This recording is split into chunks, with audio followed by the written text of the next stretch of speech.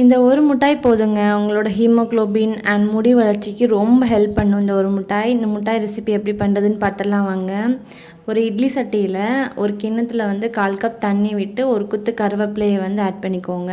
அப்புறம் நெல்லிக்காய் வந்து 1/4 கிலோ அளவு இருக்கும். அதை நல்லா கழுவிட்டு இந்த மாதிரி ஒரு தட்டில் வச்சுருக்கேன். நீங்கள் இட்லி தட்டில் கூட மேலே வச்சு வேக வச்சுக்கலாம். இது போல் வேக வச்சுட்டு ஒரு 20 நிமிஷத்தில் நல்லா வெந்துடும். நெல்லிக்காயில் உள்ள விதையெல்லாம் தனியாக எடுத்துருங்க. இந்த மாதிரி ப்ரெஸ் பண்ணிங்கன்னா நெல்லிக்காய் சதை தனியாக விதை தனியாக வந்துடும். விதையை ஃபுல்லாக தூர எடுத்துருங்க. நமக்கு சதை பகுதி மட்டும் தான் தேவை.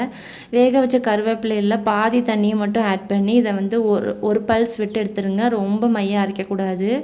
ஒரு நல்ல ஹீட்டான சட்டியில் வந்து 1 டேபிள் ஸ்பூன் நெய் இல்லைன்னா தேங்காய் எண்ணெய் லைட்டாக விட்டுட்டு இந்த அரைச்சி வச்சுருக்க விழுதை ஆட் பண்ணி நம்ம அரைச்ச ஜார்லேயும் அந்த மிச்சம் இருக்கிற கருவேப்பிலை தண்ணியை வந்து ஆட் பண்ணி அலசி ஊற்றிட்டு நெல்லிக்காயில் உள்ள தண்ணியெல்லாம் சுருண்டு வந்ததுக்கு அப்புறமா 1/4 கப் நாட்டு சர்க்கரை சேர்த்துக்கோங்க.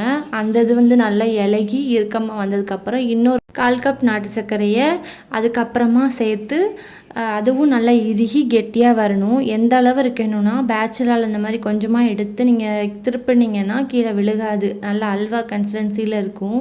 அந்த அளவுக்கு தண்ணியெல்லாம் இறுகி நல்லா டைட்டாக இந்த மாதிரி கண்ணாடி மாதிரி வரப்பதான் வரைக்கும் நல்லா கிண்டிகிட்டே இருங்க. இதுக்கப்புறமா இந்த சட்டியில் அப்படியே வச்சிடாதீங்க. அப்படியே அடி பிடிச்சிக்கும். இந்த மாதிரி ஒரு தட்டில் நெய்யெல்லாம் லைட்டாக ஆயில் அப்ளை பண்ணிவிட்டு இந்த மாதிரி தட்டில் வந்து நல்லா ஆற விட்டுட்டு குட்டி குட்டி பால்ஸாக உருட்டிக்கோங்க. சூடு ஆறுனதுக்கப்புறம் கை வைங்க, கை பொத்துரும். ஸோ நல்லா இந்த மாதிரி குட்டி குட்டி பால்ஸாக எடுத்து வச்சுட்டு நம்ம ஃபுட்லாம் ரேப் பண்ணுவோம்ல, அந்த ரேப்பரை வந்து குட்டியாக ஒரு ஸ்கொயர் ஷேப்பில் கட் பண்ணி சென்டராக வச்சு நல்லா டைட் பண்ணியிருக்கேன். இது பார்க்குறதுக்கும் நல்லா அட்ராக்டிவாக இருக்கும். அப்புறம் குழந்தைங்க வித்தியாசமாக இருக்கேன்னு எடுத்து சாப்பிடுவாங்க. நீங்களும் ஆஃபீஸ்க்கு ஸ்கூலுக்கெல்லாம் ஒரு பைட் நீங்கள் டக்குன்னு எடுத்துகிட்டு போயிடலாம்.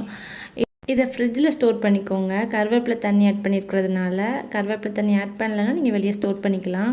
இது ஹெல்ப்ஃபுல்லாக இருந்ததுன்னா ப்ளீஸ் லைக் அண்ட் சப்ஸ்கிரைப்.